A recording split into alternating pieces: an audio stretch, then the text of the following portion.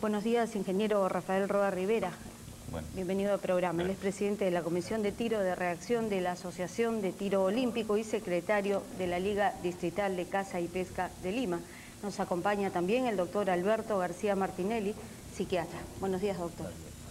Vamos a hablar de las armas, que como lo señalábamos, portan ahora una gran cantidad de ciudadanos como medida de seguridad, pero en muchos casos se convierten en una medida que va contra el propio individuo que las porta o contra su familia, sus amigos.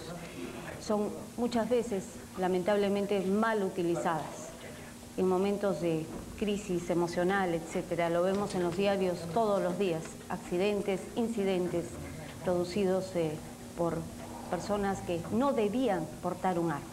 Vamos a preguntarle al ingeniero Rafael Roa cuáles son los requisitos para portar un arma. Fueron cambiados, ¿verdad? Sí, hasta hace cosa de año y medio era una serie bastante larga de requisitos que después que se dio la ley de simplificación administrativa cayeron en el efecto opuesto, se simplificaron demasiado. Antes había que sacar un certificado de no tener antecedentes penales, no tener antecedentes policiales, certificado domiciliario, había que pagar unos derechos, comprar un formulario, pagar unos derechos de un examen psicotécnico y 2 o 3 requisitos más. Todo eso ahora ha sido resumido exclusivamente a que el propio interesado declare que no tiene antecedentes penales, no tiene antecedentes policiales, se encuentra física y psíquicamente. Además,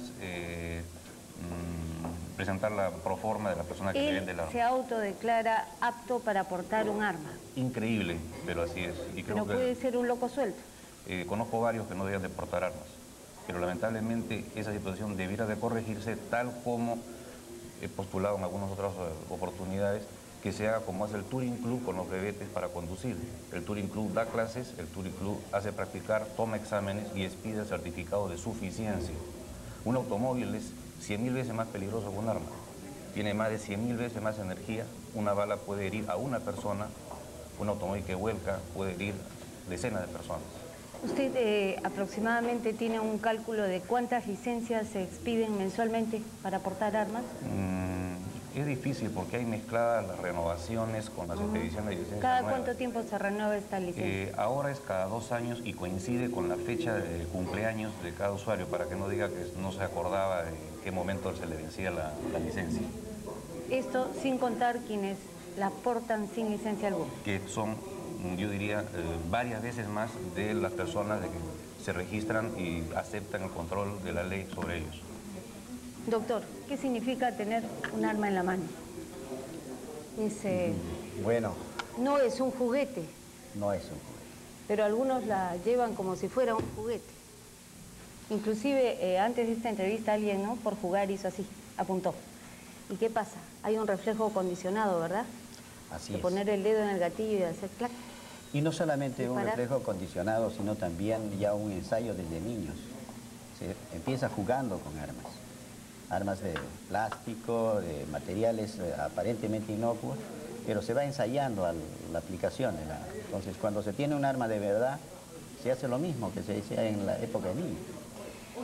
Para usted, ¿quiénes no debían portar armas? Yo pienso que ya independientemente de lo que se está propagando, de que el arma es un elemento de defensa y necesario, muy necesario, yo creo de que no debería portarse armas.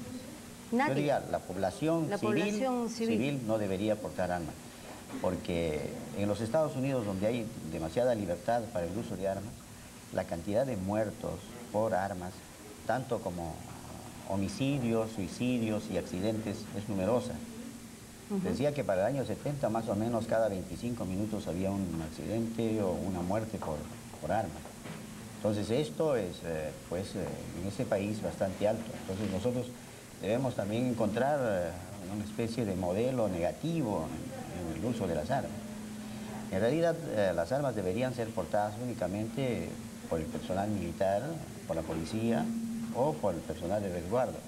Sin embargo, ¿cómo defendernos ante la ola de violencia por la que estamos atravesando? ¿Usted cree que este es un Yo pienso que la ola de violencia no solamente pues, se va a resolver de esa manera. ¿Esto la resuelve o esto la acrecienta? Yo creo que la acrecienta, porque al mismo tiempo que es un elemento, digamos, que puede servir de defensa en un momento, puede ser un incremento de violencia en otro momento. Ya que es, pues, en realidad un arma, un elemento peligroso, viéndolo así en una forma genérica. Como el ingeniero dice, para usar un arma tendría que educarse a la población a su uso, así como se hace para el uso del automóvil. No obstante, el automóvil es un elemento peligroso y produce accidentes. Sin embargo, un ensayo, una educación en torno a esto va a limitar el número de accidentes. Ingeniero, ¿es,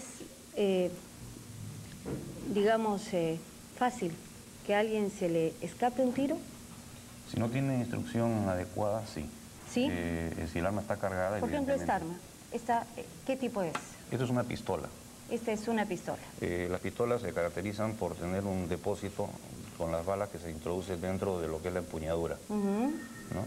Entonces, acá arriba tiene un carro que hace un movimiento de vaivén y coge una bala y la coloca frente al cañón. Ya. Posteriormente, al accionar el gatillo, una aguja golpea el cartucho y expulsa la bala. ¿Y dónde está aquí el seguro? Este es el seguro. Ese es el seguro. Ahora, las pistolas suelen tener uno o más seguros. Una cosa diferente es el revólver. El revólver se caracteriza por tener un tambor rotatorio que aloja 5 o 6 cartuchos. El revólver no tiene seguro. No tiene seguro. No tiene seguros. ¿Qué pasa si se deja un revólver al alcance de un niño? Cosa que ha ocurrido multitud de veces, lamentablemente, con consecuencias muchas veces fatales. Y hemos tenido casos aquí en Buenos Días de niños que han quedado mutilados o con problemas de por vida. Bueno, y eso se debe pues a que en las familias existe un mal uso de este instrumento. Es decir, las personas no saben tener un control y un lugar donde depositar armas. Casi siempre las personas que usan armas portan el arma día y noche y son los responsables de su custodio. Debían serlo. Deberían serlo, ¿no? Es decir, este sería más o menos la única forma. Si olvidan el arma en algún lado, de hecho el riesgo de accidentes, pues, enorme. Roxana, yo quería, recalcando lo que dice el doctor, mire, hemos mencionado el asunto de Estados Unidos. Estados Unidos es una sociedad muy moderna, tiene muchos recursos que acá en el Perú no hay. Entre ellos el vicio por las estadísticas. Aquí nuestras estadísticas son muy rudimentarias. En Estados Unidos podemos decir, y yo no defiendo esta posición de que tenga que ser así, en Estados Unidos puede haber un muerto cada determinado número de minutos o de segundos, pero la población que hay allá es mucho mayor. Si establecemos un porcentaje para ver el grado de incidencia en los diversos países, es muy difícil extrapolar esa realidad a la nuestra que no tenemos estadísticas. Además, cuando un periodista dice, señor, una criatura cogió un revólver de un padre irresponsable que dejó el arma cargada y jaló el gatillo y se pegó un tiro, es un efecto periodístico increíble, todo el mundo habla de eso. Pero aquellas personas de que usan el arma correctamente y repelen un ataque, un drogadicto que se mete a su casa para sustraerle prendas presionado por su vicio, o un maniático sexual, o un delincuente subversivo, eso no se habla. ¿Usted piensa que sí es correcto portar un arma como medida de seguridad? Como dice el doctor, y como postulamos muchos deportistas responsables, después de un periodo de entrenamiento. ¿Cuánto debe durar ese periodo de entrenamiento? Las clases teóricas, tomando como referencia, por decir, Francia. Para que en Francia usted le den un arma, usted tiene que pertenecer 6 meses a un club de tiro.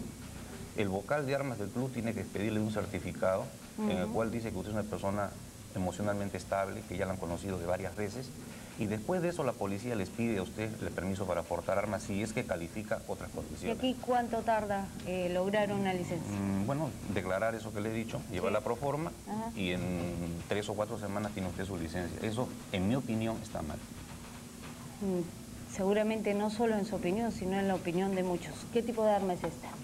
Esta es una pistola que nació...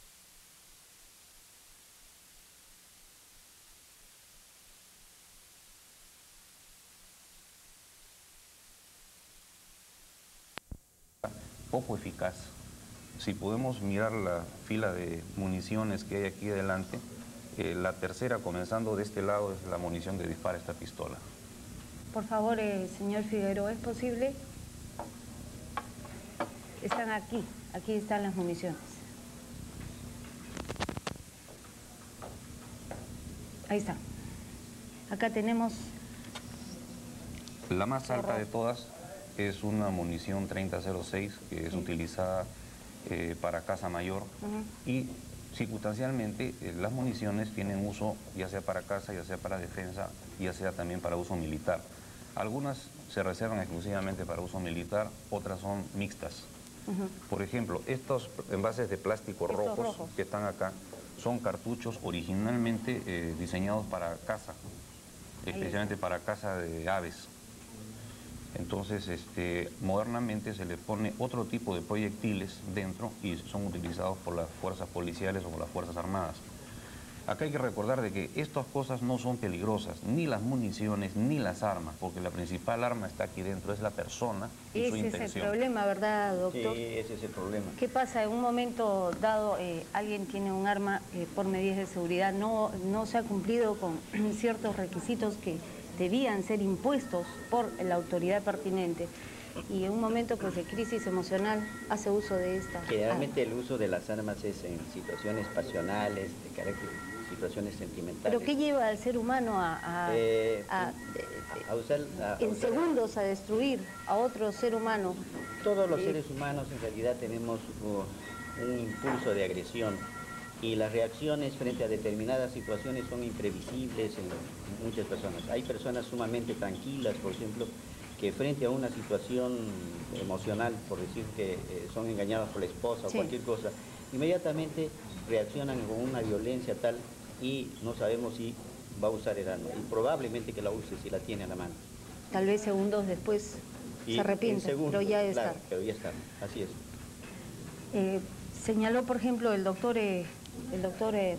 García Martinelli que solo miembros de las fuerzas policiales, fuerzas armadas debían portar armas, pero también se producen accidentes e incidentes entre el personal de fuerzas policiales y fuerzas armadas. Hay un examen psicológico antes de ingresar a una de estas instituciones o para que una persona pueda portar un arma de estas. Bueno, no estoy muy vinculado a la rutina o a la mecánica del ingreso a las fuerzas policiales y las fuerzas armadas, pero sí he recibido... Entonces, yo me sustraigo de eso, que quién sabe más adelante podría... Sí, en realidad sí se hacen exámenes previos. Las personas que ingresan a las fuerzas policiales lo hacen en una edad entre los 17 años a los 20 años. Situaciones en que están, digamos, terminando de conformar su personalidad.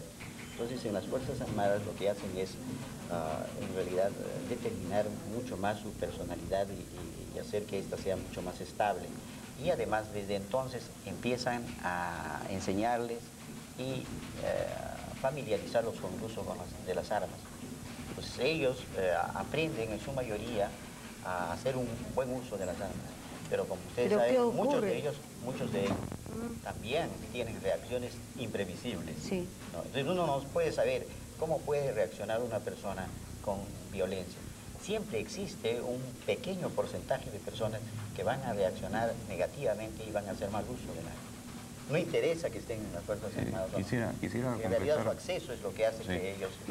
yo discrepo con el doctor, no es problema de acceso, porque mire, Caín no necesitó uno de estos juguetes para matar a Abel. La persona puede, con una quijada de burro, puede usar un cuchillo, puede usar las manos. Repito, el problema está en la actitud mental. Sí, pero el problema está también en cómo medir esa actitud mental. Eso es justamente a través de la capacitación, de los exámenes periódicos y a su vez de los controles en las renovaciones de las armas. Es muy difícil decir, porque en el caso remoto que alguna persona pudiera hacer mal uso de las armas, que se deje a la población al margen de la delincuencia cuando la policía no tiene ni el número de efectivos ni la posibilidad de controlar todas las ocasiones en las cuales uno tiene que hacer caso a un arma. Vamos a ir a un breve paréntesis. Antes queremos señalar que estas armas pertenecen a Júpiter, una de las agencias de vigilancia más prestigiosas del país. Gracias a Júpiter se las vamos a devolver ahorita porque la verdad, no sé, a mí me producen temor. ¿Usted está familiarizado con ellas? Para mí son alicates, tijeras, cosas de lo más sencillas. Sí, no pero alicates, tijeras que, como veremos en un testimonio, en unos instantes más pueden cambiar la vida de un individuo o pueden simplemente acabar con ella. Vamos a una pausa, retornamos con el testimonio de alguien que sabe lo que es un arma y sus consecuencias. Volvemos.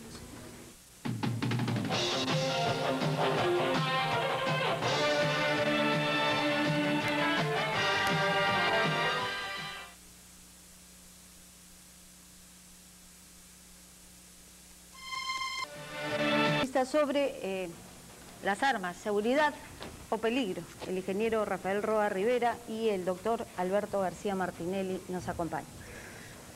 Bien, ingeniero, vamos a escuchar el testimonio de una persona a quien le agradecemos muchísimo su presencia. Fue víctima de un secuestro hace 4 años y pudo salvarse de este secuestro. Estaba armado, pero supo usar el arma. ¿Qué pasa si a uno lo asaltan y no sabe usar el arma? ¿Puede volverse contra uno mismo? Así es. Cuando uno va a actuar, uno va a hacer lo que se ha entrenado a hacer. Si no se ha entrenado, probablemente no va ni a hacer las cosas bien o no va a hacer nada.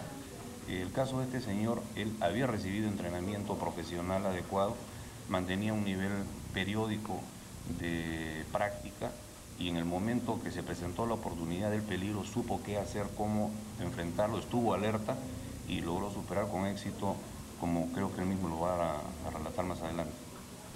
¿Podemos escuchar, por favor, el testimonio del señor que nos acompaña esta mañana? ¿Sí?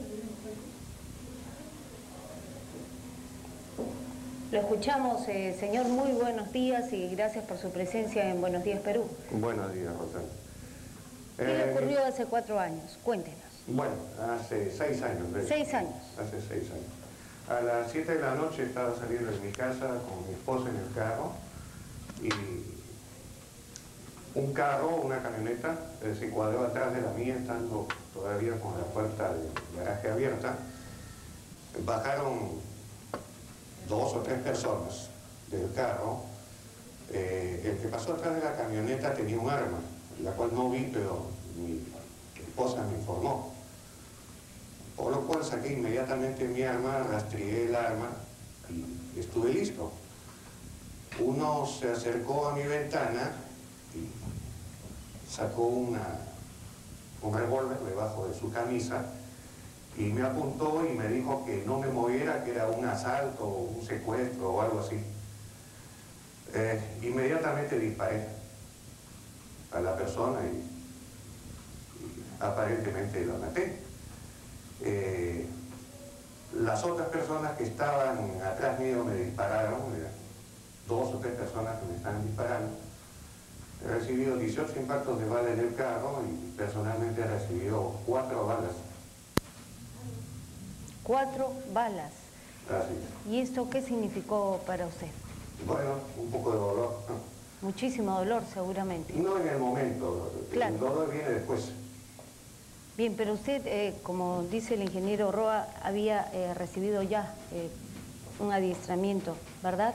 Bastante largo. Había recibido adiestramiento, siempre he sido adiestrado en las armas en mi familia y yo soy cazador.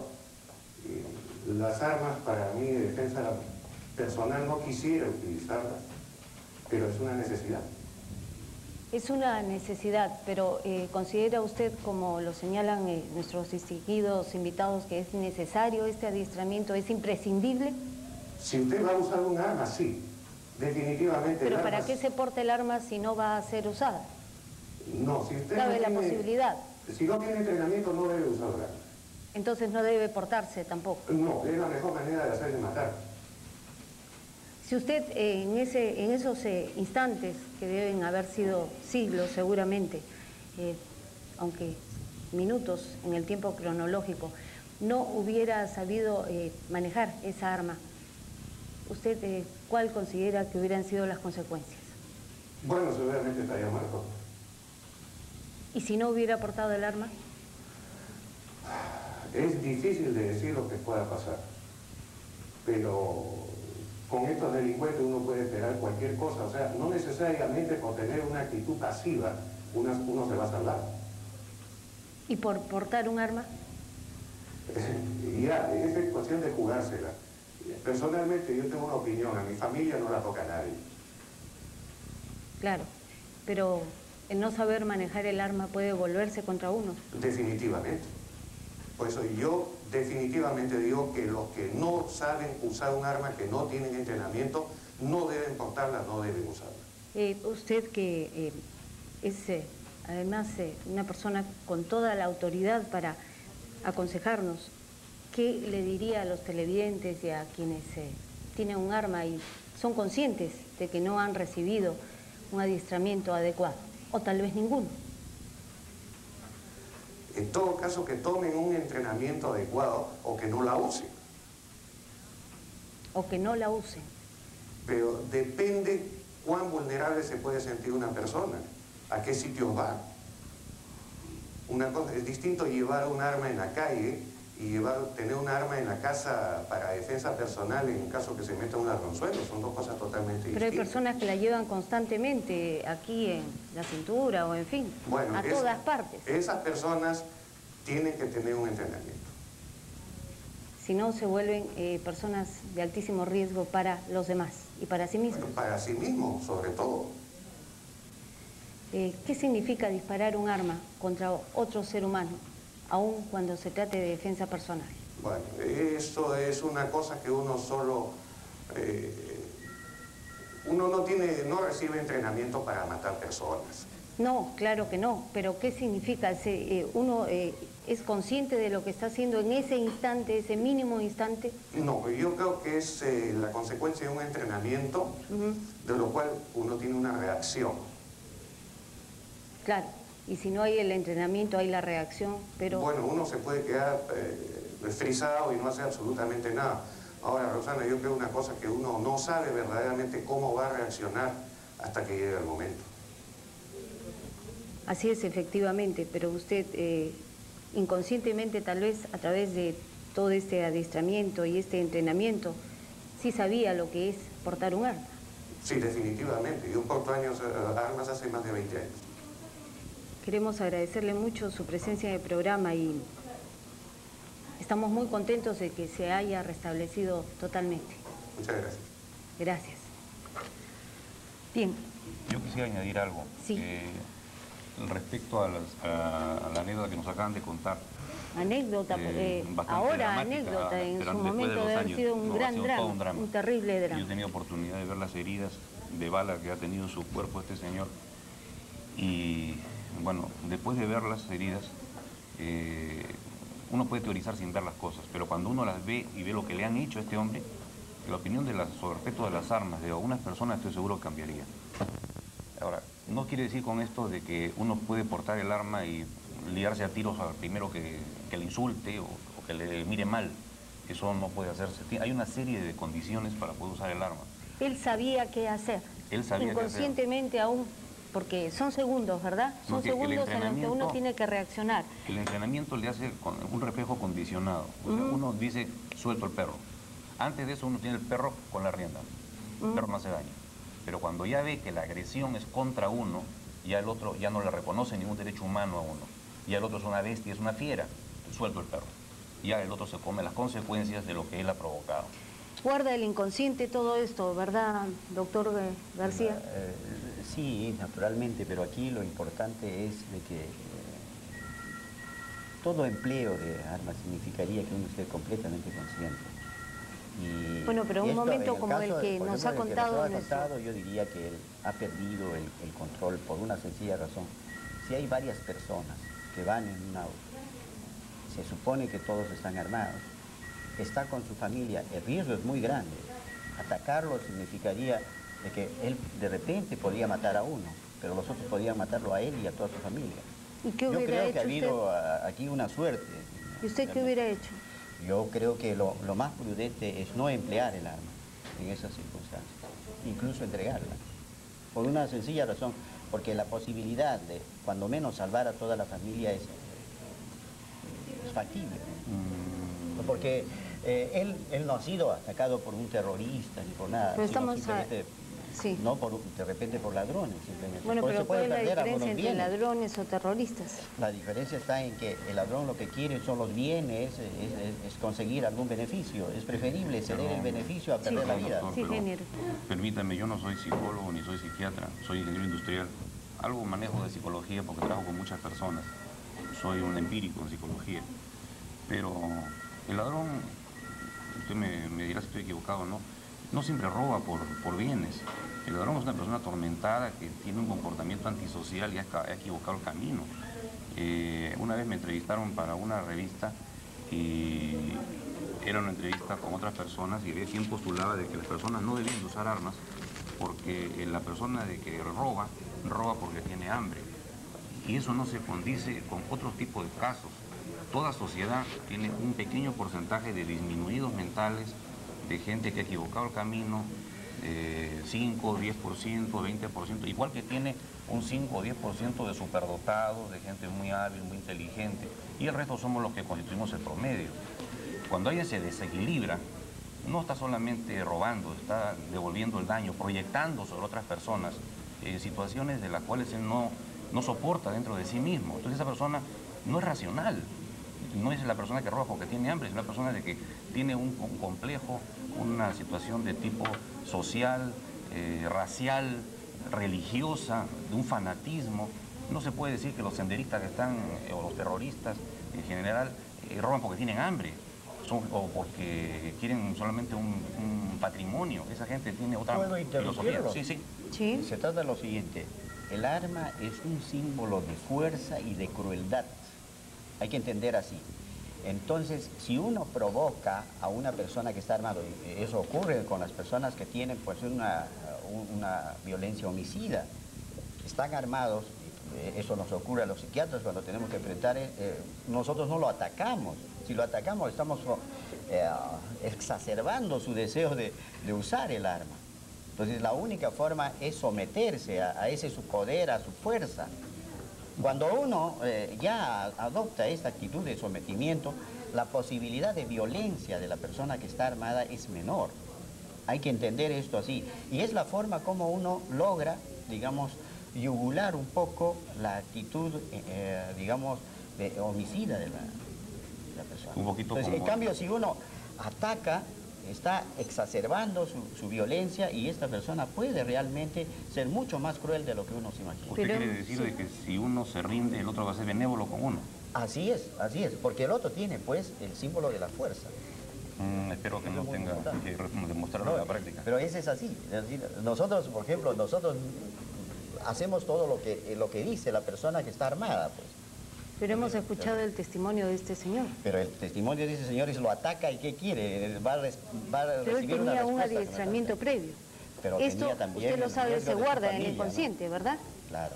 ¿Sí? Claro, el adiestramiento previo dice, yo voy a usar el arma, él está preparado a usarla. Pero sabe qué hacer con ella. Sabe qué hacer con ella, pero tiene que tener en cuenta también las personas que están. Por eso hay cuantos policías que no usan el arma en determinadas circunstancias. Cuando se tratan de rehenes, personas con quienes...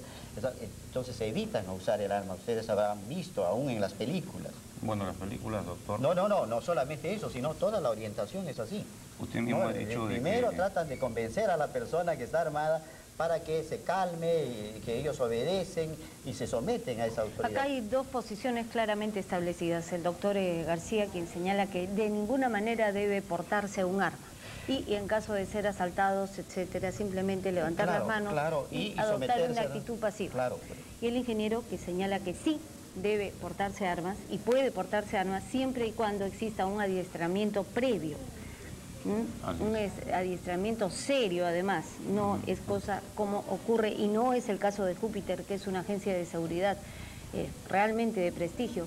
En muchas agencias de vigilancia, lo vemos en los diarios, avisos, dice, se necesita personas licenciadas de las fuerzas policiales, fuerzas armadas, tendrán un adiestramiento de 30 días.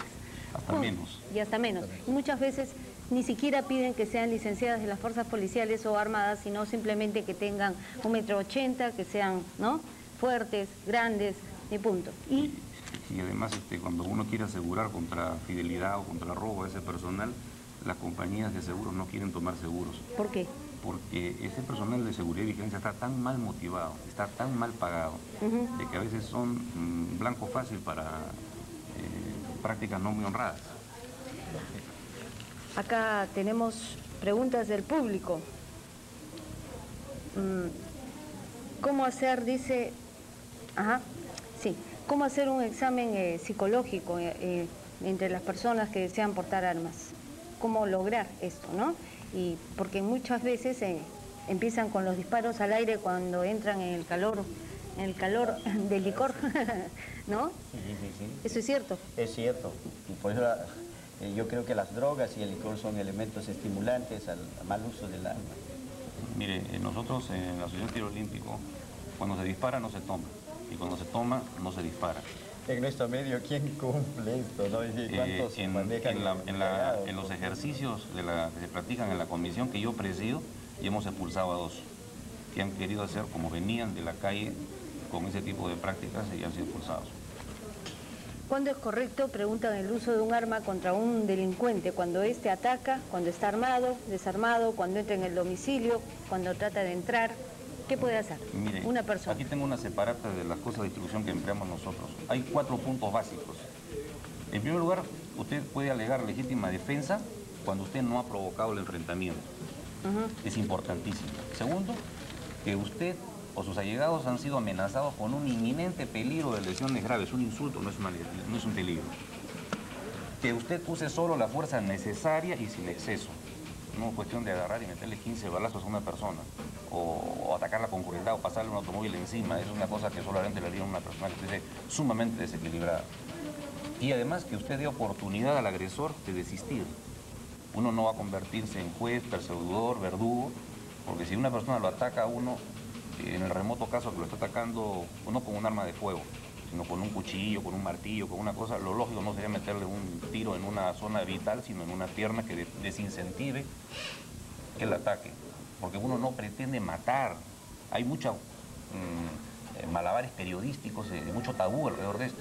Cuando uno se defiende, uno no pretende matar. Acá hemos escuchado un testimonio de una persona con 4 tiros que no ha muerto. Y hay testimonio de personas con 18 tiros y que no han muerto. Lo que uno pretende es colocar a la otra persona fuera de la capacidad de hacerle daño a uno. Eso es todo. No importa si el señor va a morir o no va a morir o se va a salvar. En ese momento es que el daño que esa persona esgrime contra uno sea detenido. Sin embargo, el señor lo dijo en el testimonio, mató a uno de los delincuentes. Es que, ¿qué pasa? Si usted ve a una persona que le está sacando... No era matar. No, es que usted no le va a dar oportunidad al delincuente a que lo mate para que una posición teórica salga vencedora. Si la persona está ya con un arma en la mano, no hay nada que discutir. Es él o uno. Ahora, si la persona se acerca, señor, tal o cual dirección, ¿dónde es? Uno, por eso, porque se acerque probablemente en forma imprudente, no le puede uno disparar. Eso uno lo recibe en el entrenamiento.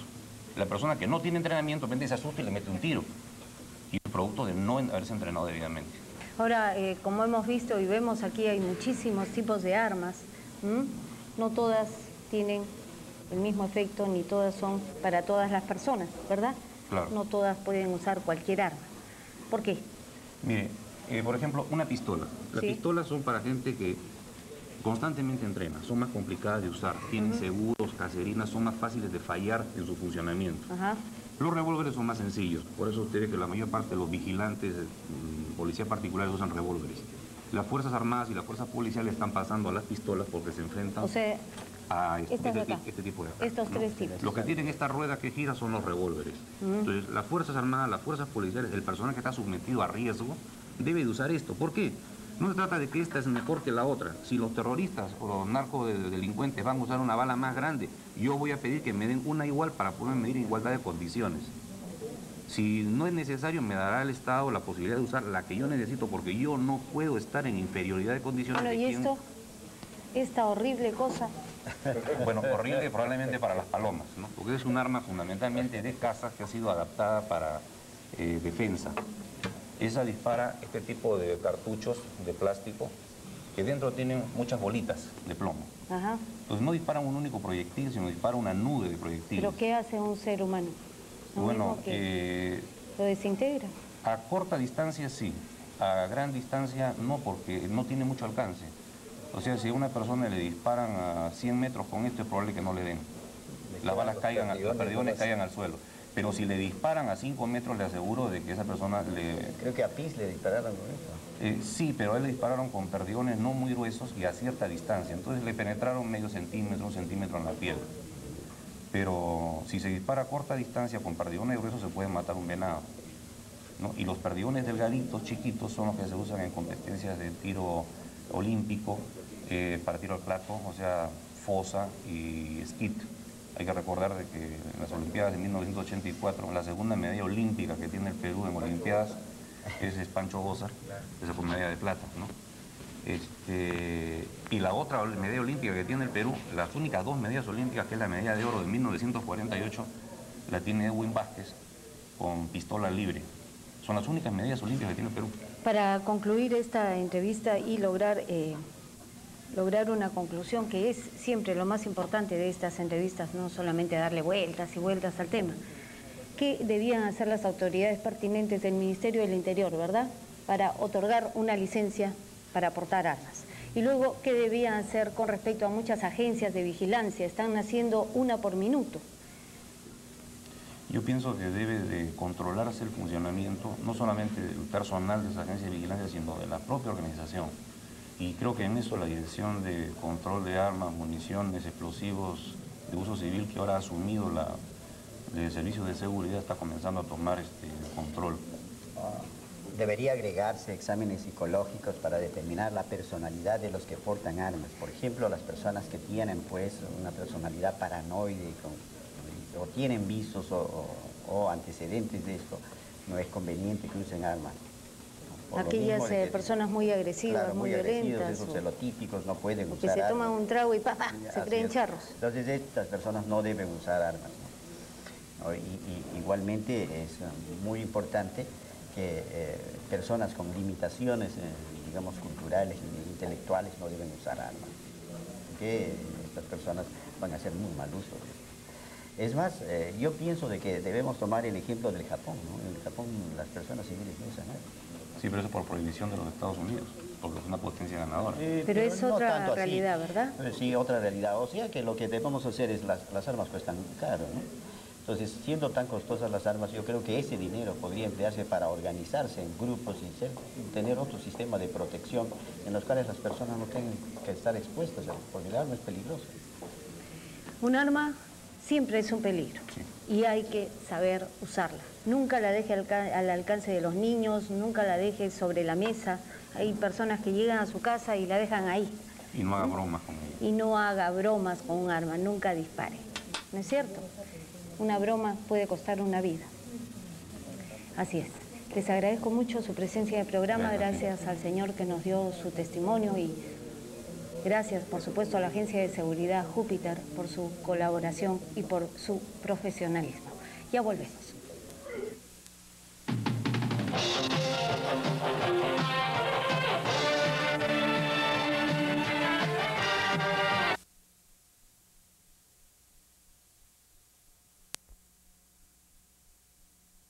La portan sin licencia alguna. Que son, yo diría, varias veces más de las personas de que se registran y aceptan el control de la ley sobre ellos.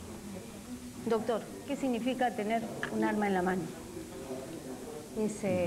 Bueno. No es un juguete. No es un juguete. Pero algunos la llevan como si fuera un juguete. Inclusive, antes de esta entrevista, alguien, ¿no?, por jugar hizo así, apuntó. ¿Y qué pasa? Hay un reflejo condicionado, ¿verdad? Así de es. Poner el dedo en el gatillo y hacer clac. Y no solamente un reflejo condicionado, sino también ya un ensayo desde niños. Se empieza jugando con armas. Armas de plástico, de materiales aparentemente inocuos, pero se va ensayando la aplicación. Entonces, cuando se tiene un arma de verdad, se hace lo mismo que se hacía en la época de niños. Para usted, ¿quiénes no debían portar armas? Yo pienso que ya independientemente de lo que se está propagando, de que el arma es un elemento de defensa y necesario, muy necesario, yo creo de que no debería portarse armas. Nadie. Yo diría, la población civil no debería portar armas, porque en los Estados Unidos, donde hay demasiada libertad para el uso de armas, la cantidad de muertos por armas, tanto como homicidios, suicidios y accidentes, es numerosa. Decía que para el año 70 más o menos cada 25 minutos había un accidente o una muerte por arma. Entonces esto es, en ese país bastante alto. Entonces nosotros debemos también encontrar una especie de modelo negativo en el uso de las armas. En realidad las armas deberían ser portadas únicamente por el personal militar, por la policía o por el personal de resguardo. Sin embargo, ¿cómo defendernos ante la ola de violencia por la que estamos atravesando? ¿Usted cree que este es yo pienso que la ola de violencia no solamente se va a resolver de esa manera. ¿Esto la resuelve o esto la acrecienta? Yo creo que la acrecienta, porque al mismo tiempo que es un elemento, digamos, que puede servir de defensa en un momento, puede ser un incremento de violencia en otro momento. Ya que es, en realidad, un arma, un elemento peligroso, viéndolo así en una forma genérica. Como el ingeniero dice, para usar un arma tendría que educarse a la población a su uso, así como se hace para el uso del automóvil. No obstante, el automóvil es un elemento peligroso y produce accidentes. Sin embargo, un ensayo, una educación en torno a esto va a limitar el número de accidentes. Ingeniero, ¿es, digamos, fácil que a alguien se le escape un tiro? Si no tiene instrucción adecuada, sí. ¿Sí? Si el arma está cargada, por ejemplo, esta arma, ¿qué tipo es? Esto es una pistola. Esta es una pistola. Las pistolas se caracterizan por tener un depósito con las balas que se introducen dentro de lo que es la empuñadura, ¿no? Entonces, acá arriba tiene un carro que hace un movimiento de vaivén y coge una bala y la coloca frente al cañón. ¿Ya? Posteriormente, al accionar el gatillo, una aguja golpea el cartucho y expulsa la bala. ¿Y dónde está aquí el seguro? Este es el seguro. Ese es el seguro. Ahora, las pistolas suelen tener uno o más seguros. Una cosa diferente es el revólver. El revólver se caracteriza por tener un tambor rotatorio que aloja 5 o 6 cartuchos. El revólver no tiene seguro. No tiene seguro. No tiene seguros. ¿Qué pasa si se deja un revólver al alcance de un niño? Cosa que ha ocurrido multitud de veces, lamentablemente, con consecuencias muchas veces fatales. Y hemos tenido casos aquí en Buenos Días de niños que han quedado mutilados o con problemas de por vida. Bueno, y eso se debe pues a que en las familias existe un mal uso de este instrumento. Es decir, las personas no saben tener un control y un lugar donde depositar armas. Casi siempre las personas que usan armas portan el arma día y noche y son los responsables de su custodio. Debían serlo. Deberían serlo, ¿no? Es decir, este sería más o menos la única forma. Si olvidan el arma en algún lado, de hecho el riesgo de accidentes, pues, enorme. Roxana, yo quería, recalcando lo que dice el doctor, mire, hemos mencionado el asunto de Estados Unidos. Estados Unidos es una sociedad muy moderna, tiene muchos recursos que acá en el Perú no hay. Entre ellos el vicio por las estadísticas. Aquí nuestras estadísticas son muy rudimentarias. En Estados Unidos podemos decir, y yo no defiendo esta posición de que tenga que ser así, en Estados Unidos puede haber un muerto cada determinado número de minutos o de segundos, pero la población que hay allá es mucho mayor. Si establecemos un porcentaje para ver el grado de incidencia en los diversos países, es muy difícil extrapolar esa realidad a la nuestra que no tenemos estadísticas. Además, cuando un periodista dice, señor, una criatura cogió un revólver de un padre irresponsable que dejó el arma cargada y jaló el gatillo y se pegó un tiro, es un efecto periodístico increíble, todo el mundo habla de eso. Pero aquellas personas de que usan el arma correctamente y repelen un ataque, un drogadicto que se mete a su casa para sustraerle prendas presionado por su vicio, o un maniático sexual, o un delincuente subversivo, eso no se habla. ¿Usted piensa que sí es correcto portar un arma como medida de seguridad? Como dice el doctor, y como postulamos muchos deportistas responsables, después de un periodo de entrenamiento. ¿Cuánto debe durar este periodo de entrenamiento? Las clases teóricas, tomando como referencia, por decir, Francia. Para que en Francia usted le den un arma, usted tiene que pertenecer 6 meses a un club de tiro. El vocal de armas del club tiene que expedirle un certificado en el cual dice que usted es una persona emocionalmente estable, que ya la han conocido de varias veces, y después de eso la policía les pide a usted el permiso para portar armas si es que califica otras condiciones. ¿Y aquí cuánto tarda lograr una licencia? Bueno, declarar eso que le he dicho, llevar la proforma y en 3 o 4 semanas tiene usted su licencia. Eso, en mi opinión, está mal. seguramente no solo en su opinión, sino en la opinión de muchos. ¿Qué tipo de arma es esta? Esta es una pistola que nació...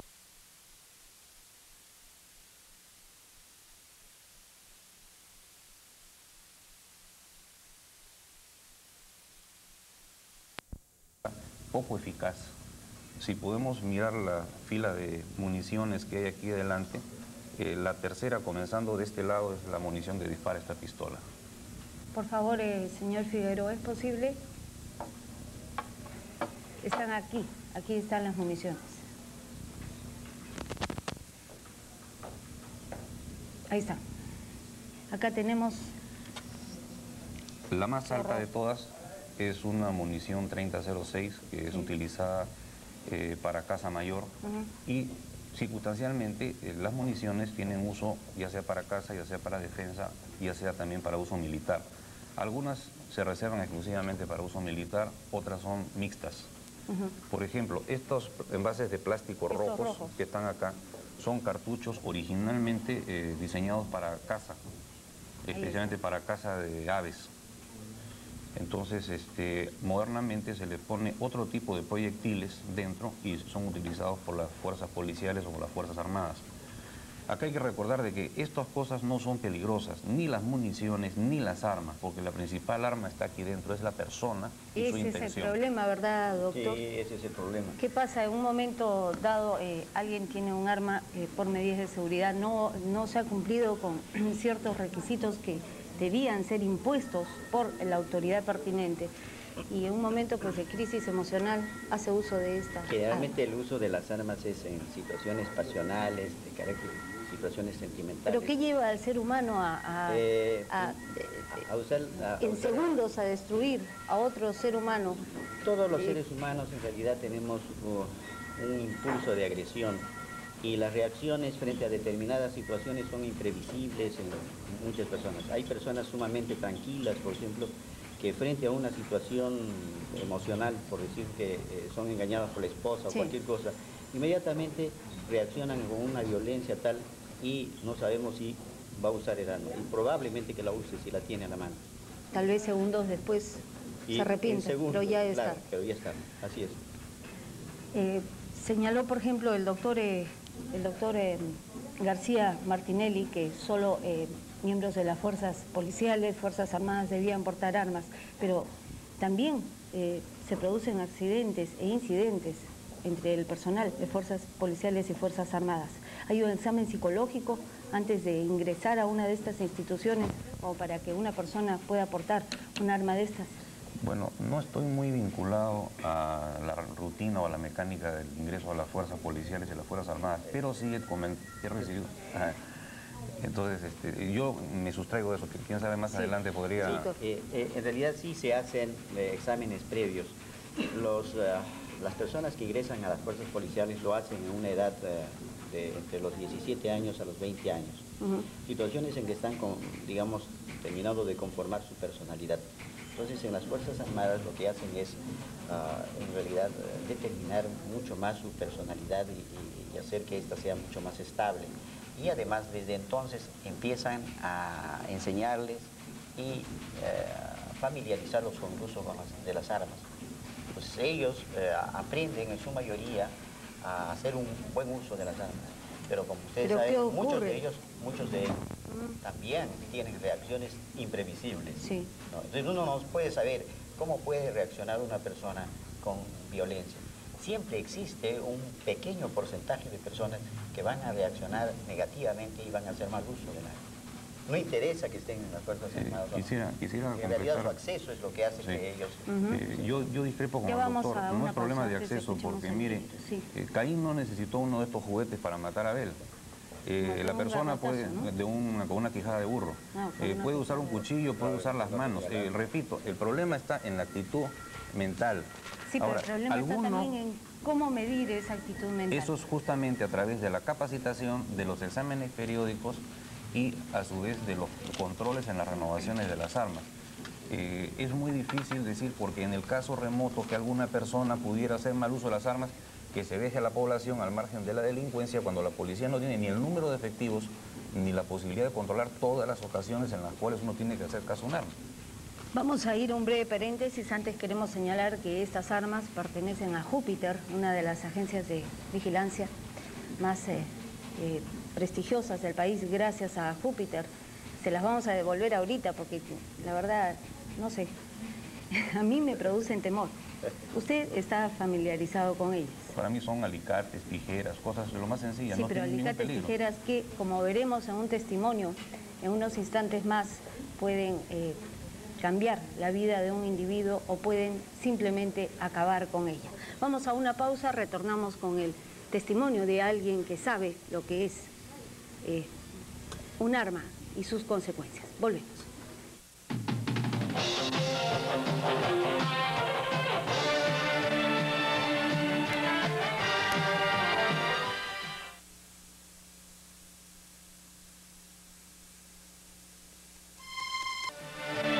Sobre las armas, seguridad o peligro. El ingeniero Rafael Roa Rivera y el doctor Alberto García Martinelli nos acompañan.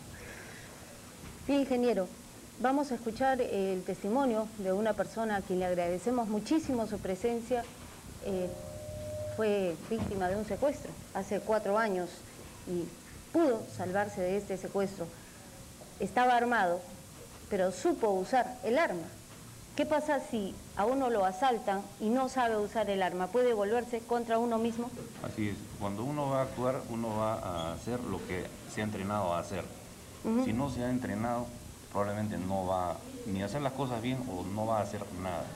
El caso de este señor, él había recibido entrenamiento profesional adecuado, mantenía un nivel periódico de práctica, y en el momento que se presentó la oportunidad del peligro supo qué hacer, cómo enfrentarlo, estuvo alerta y logró superar con éxito, como creo que él mismo lo va a relatar más adelante.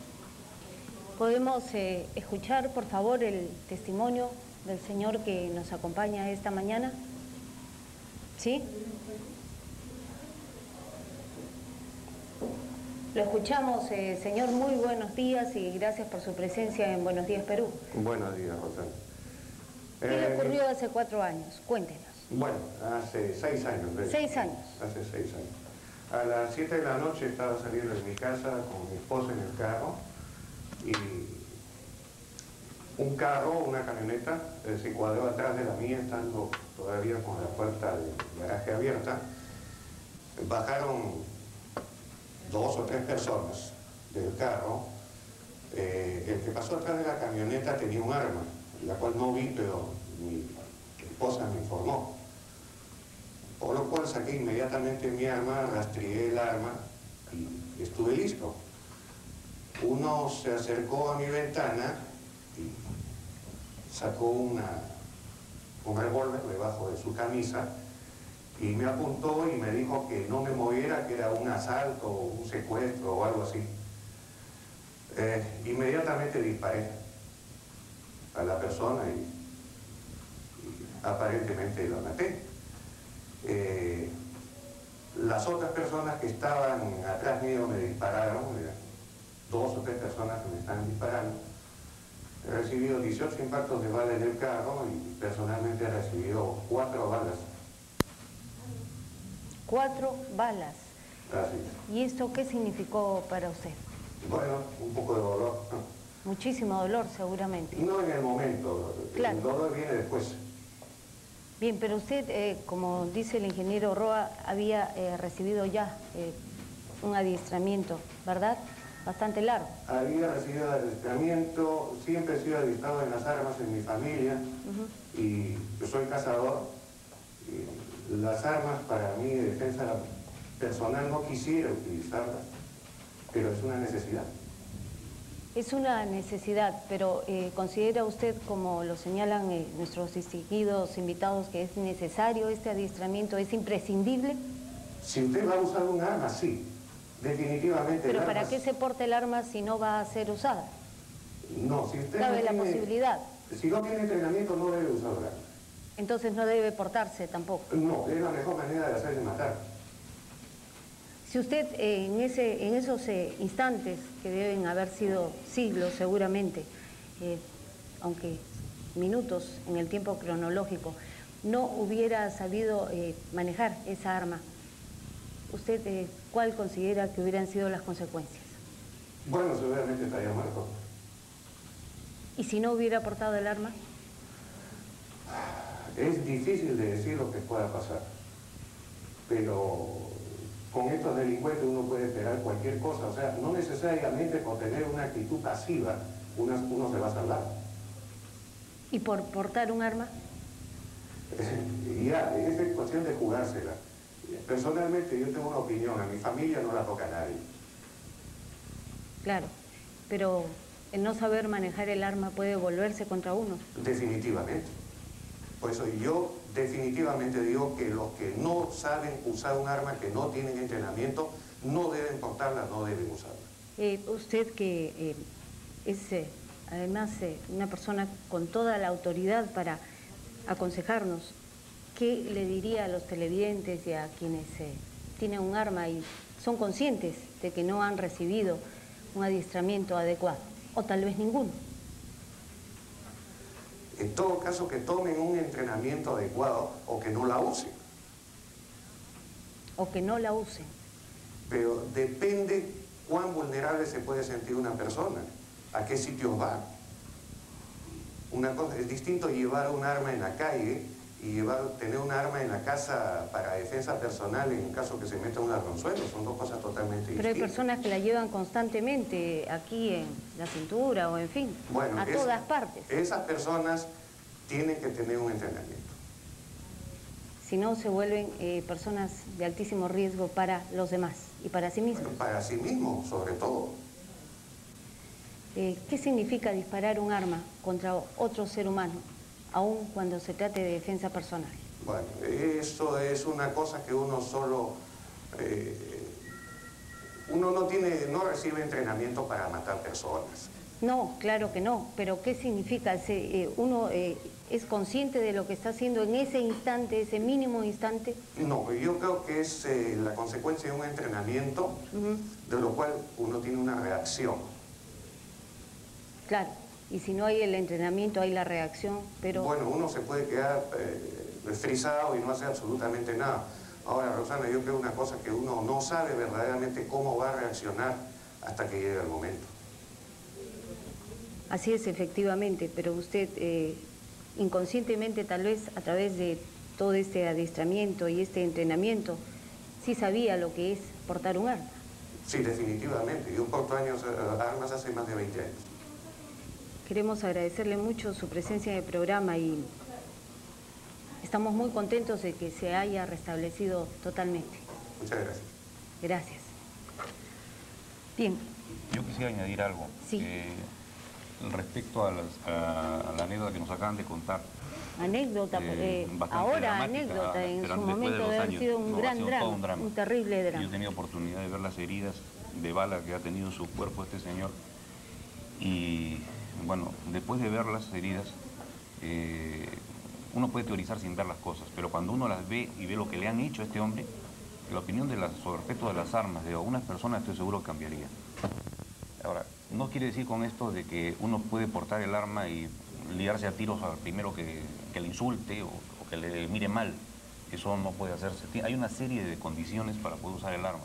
Él sabía qué hacer. Él sabía inconscientemente aún, porque son segundos, ¿verdad? Son segundos en los que uno tiene que reaccionar. El entrenamiento le hace con un reflejo condicionado. O sea, uno dice, suelto el perro. Antes de eso uno tiene el perro con la rienda.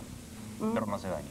Pero cuando ya ve que la agresión es contra uno, ya el otro ya no le reconoce ningún derecho humano a uno. Ya el otro es una bestia, es una fiera. Suelto el perro. Ya el otro se come las consecuencias de lo que él ha provocado. Guarda el inconsciente todo esto, ¿verdad, doctor García? Sí, naturalmente, pero aquí lo importante es de que todo empleo de armas significaría que uno esté completamente consciente. Y bueno, pero un momento como el que nos ha contado... Yo diría que él ha perdido el control por una sencilla razón. Si hay varias personas que van en un auto, se supone que todos están armados, está con su familia, el riesgo es muy grande. Atacarlo significaría de que él de repente podría matar a uno, pero los otros podrían matarlo a él y a toda su familia. ¿Y qué hubiera hecho? Yo creo que ha habido usted? Aquí una suerte. ¿Y usted qué hubiera hecho? Yo creo que lo más prudente es no emplear el arma. en esas circunstancias, incluso entregarla, por una sencilla razón, porque la posibilidad de, cuando menos, salvar a toda la familia es factible. Porque él no ha sido atacado por un terrorista ni por nada, pero sino simplemente... Sí. No de repente por ladrones, simplemente. Bueno, pero ¿cuál es la diferencia entre bienes. ladrones o terroristas? La diferencia está en que el ladrón lo que quiere son los bienes, es conseguir algún beneficio. Es preferible ceder el beneficio a perder la vida. Doctor, sí, ingeniero. Permítame, yo no soy psicólogo ni soy psiquiatra, soy ingeniero industrial. Algo manejo de psicología porque trabajo con muchas personas.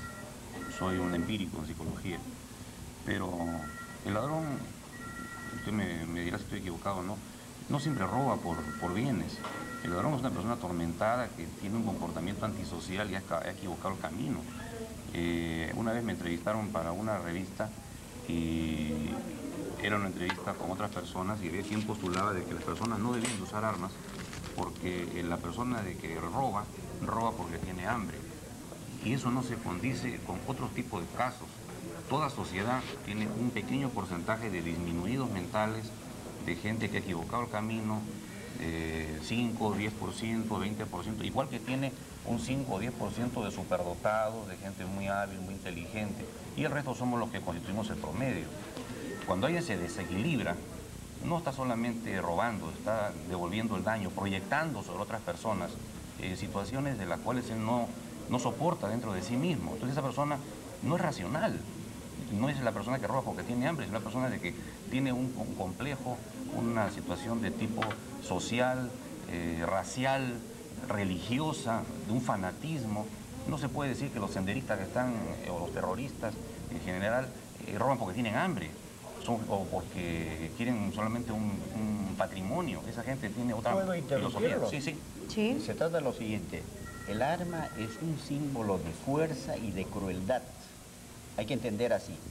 Entonces, si uno provoca a una persona que está armado, y eso ocurre con las personas que tienen pues una violencia homicida, están armados, eso nos ocurre a los psiquiatras cuando tenemos que enfrentar, nosotros no lo atacamos. Si lo atacamos estamos exacerbando su deseo de usar el arma. Entonces, la única forma es someterse a ese su poder, a su fuerza. Cuando uno ya adopta esta actitud de sometimiento, la posibilidad de violencia de la persona que está armada es menor.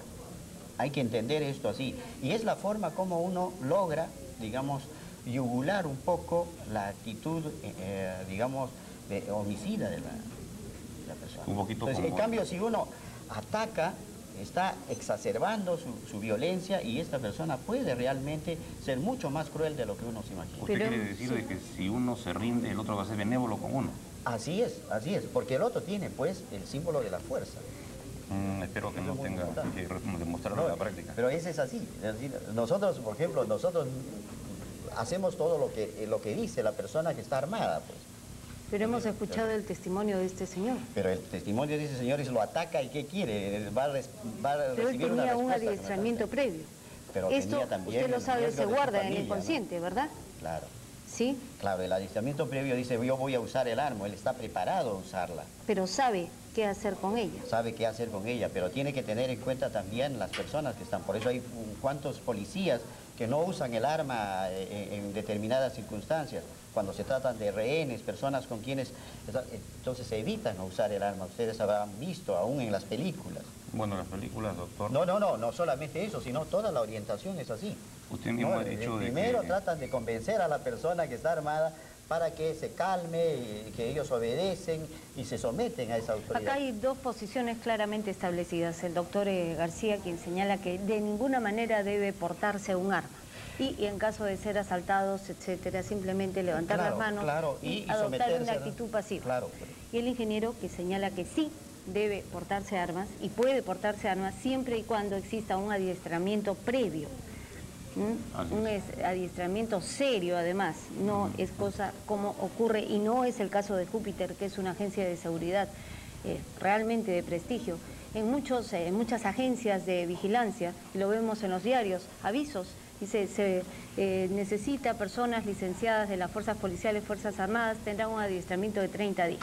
Hasta menos. Y hasta menos. Y muchas veces ni siquiera piden que sean licenciadas de las fuerzas policiales o armadas, sino simplemente que tengan 1,80 m, que sean, ¿no?, fuertes, grandes, y punto. Y además, cuando uno quiere asegurar contra fidelidad o contra robo a ese personal, las compañías de seguros no quieren tomar seguros. ¿Por qué? Porque ese personal de seguridad y vigilancia está tan mal motivado, está tan mal pagado, de que a veces son blanco fácil para prácticas no muy honradas. Acá tenemos preguntas del público. ¿Cómo hacer, dice... sí. ¿Cómo hacer un examen psicológico entre las personas que desean portar armas? ¿Cómo lograr esto, no?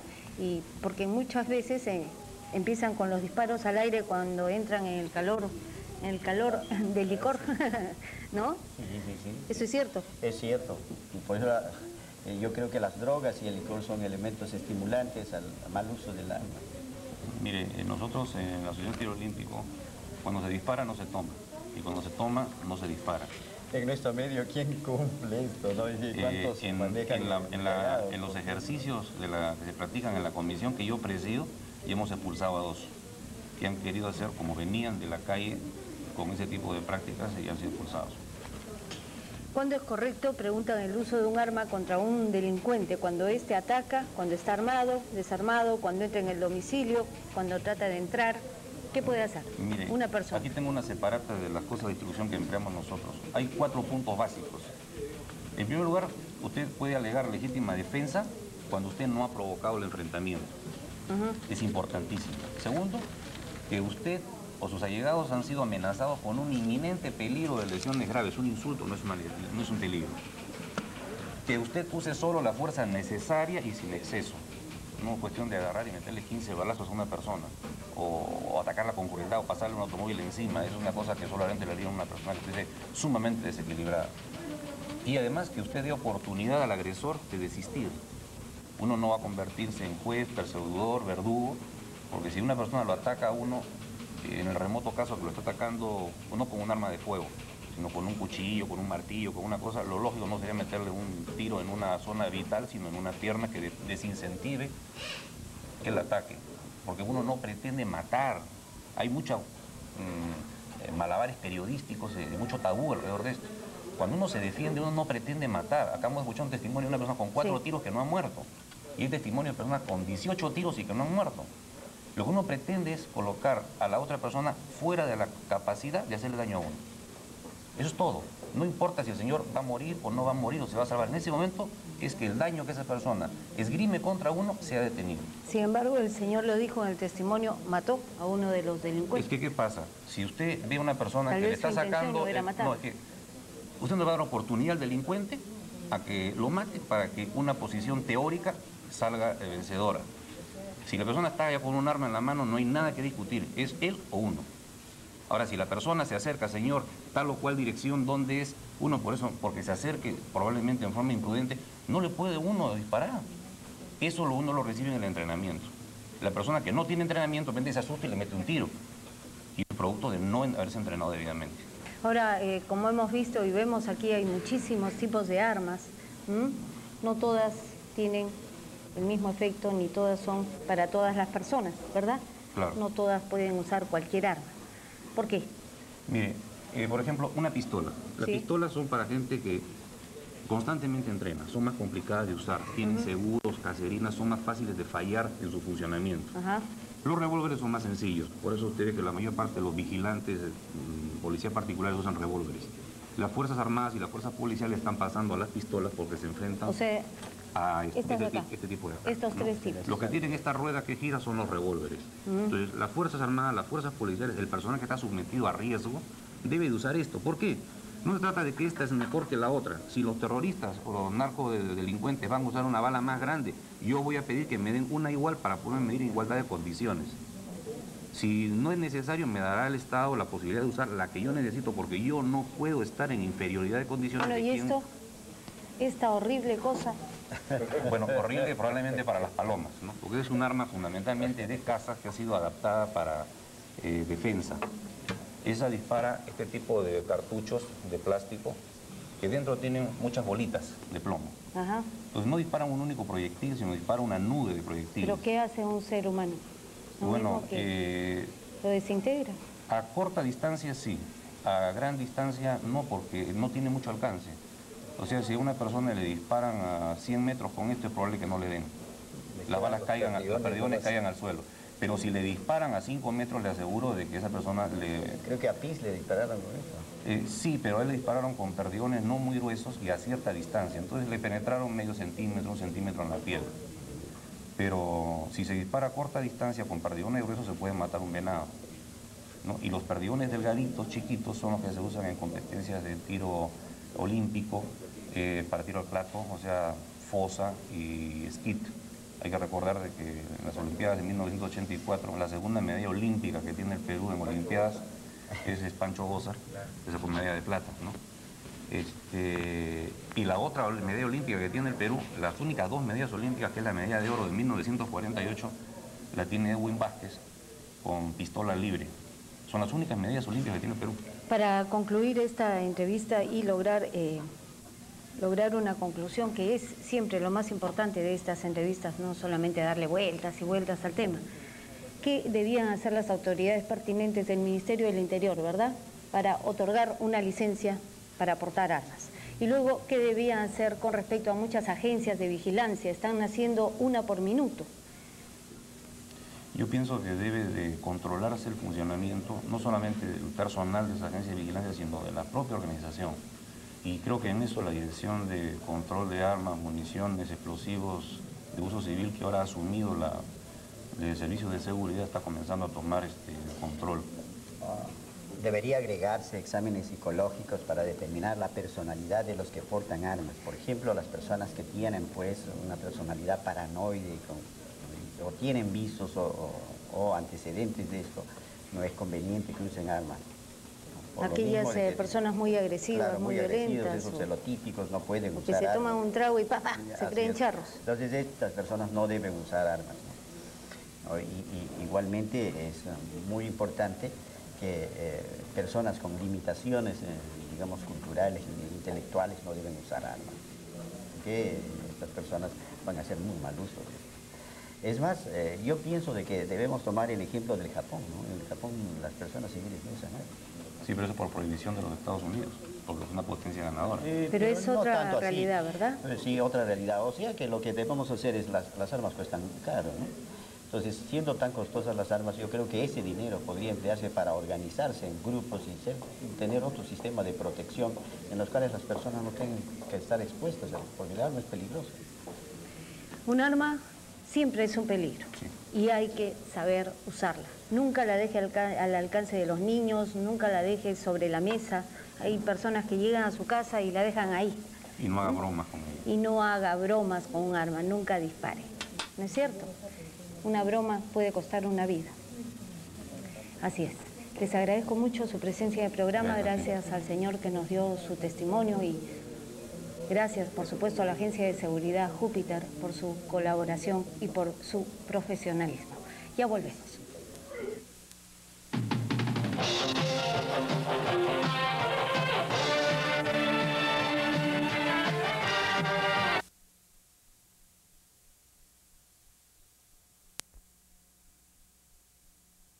Y porque muchas veces empiezan con los disparos al aire cuando entran en el calor del licor, ¿no? Sí. ¿Eso es cierto? Es cierto. Y por eso yo creo que las drogas y el licor son elementos estimulantes al mal uso del arma. Mire, nosotros en la Asociación Tiro Olímpico, cuando se dispara no se toma, y cuando se toma no se dispara. En nuestro medio, ¿quién cumple esto, no? ¿Cuántos manejan en los ejercicios que se practican en la comisión que yo presido, y hemos expulsado a 2 que han querido hacer como venían de la calle con ese tipo de prácticas y han sido expulsados.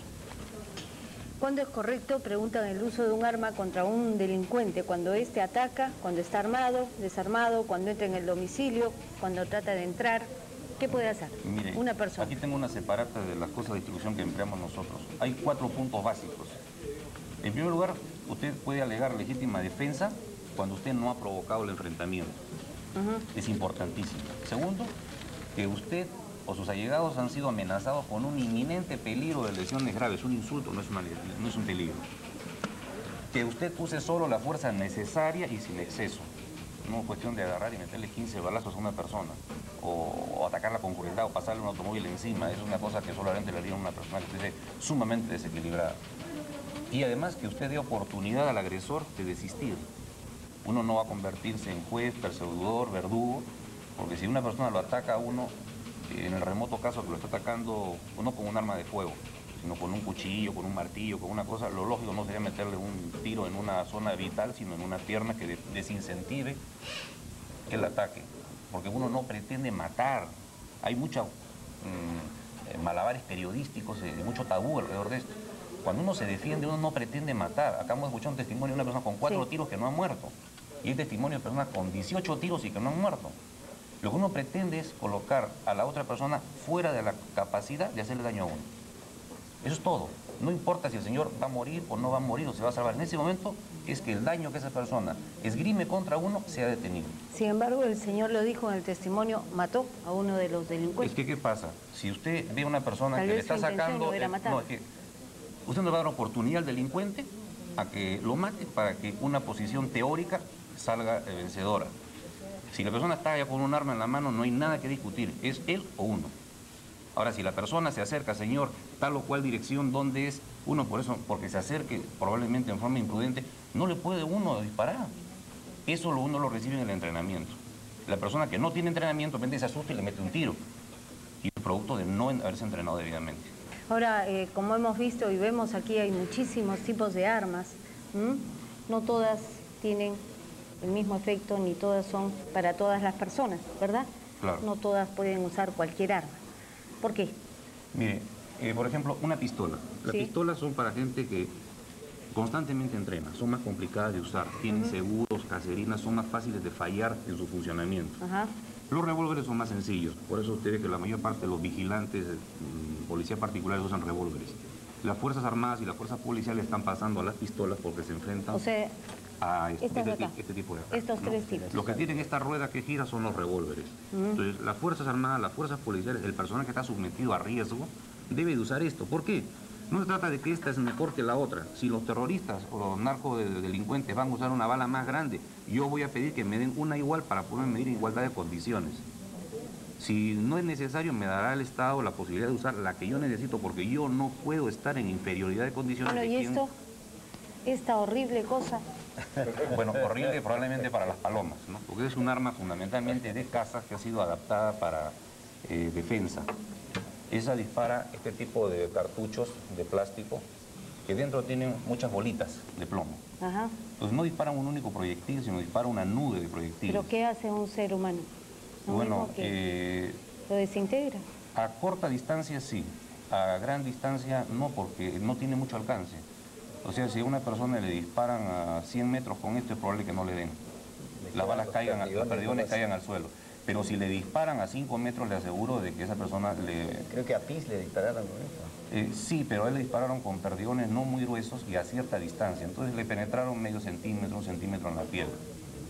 Pero si se dispara a corta distancia con perdigones gruesos, se puede matar un venado, ¿no? Y los perdigones delgaditos, chiquitos, son los que se usan en competencias de tiro olímpico, para tiro al plato, o sea, fosa y skeet.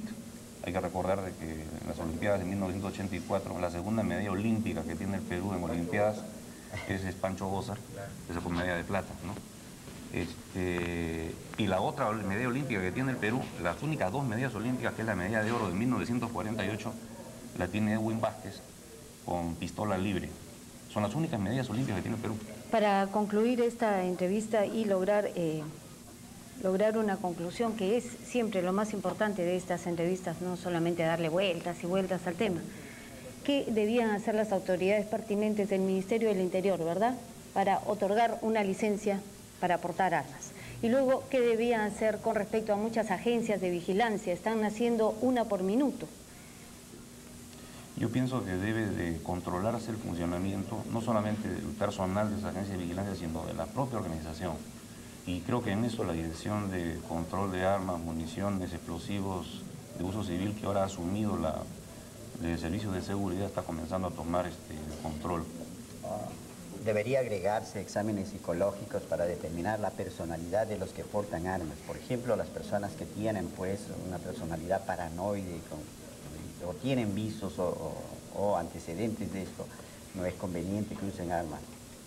Aquellas personas muy agresivas, claro, muy violentas. Esos celotípicos no pueden usar que se toman armas. un trago y se creen charros. Entonces estas personas no deben usar armas, ¿no?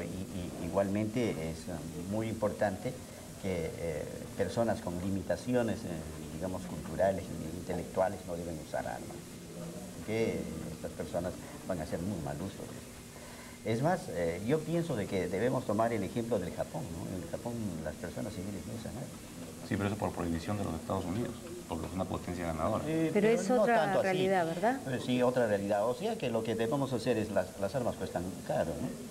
Entonces, siendo tan costosas las armas, yo creo que ese dinero podría emplearse para organizarse en grupos y tener otro sistema de protección en los cuales las personas no tengan que estar expuestas, porque el arma es peligrosa.